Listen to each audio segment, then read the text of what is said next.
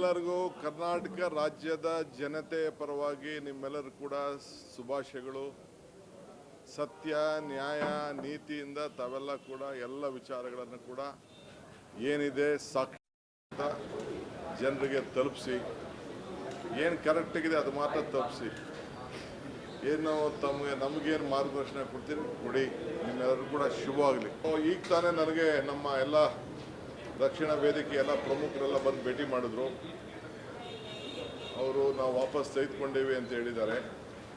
ಭಾಳ ಸಂತೋಷ. ಅವರಿಗೆ ಅಭಿನಂದನೆ ಮತ್ತು ಕೃತಜ್ಞತೆಗಳು ರಾಜ್ಯದ ಹಿತಕ್ಕೆ.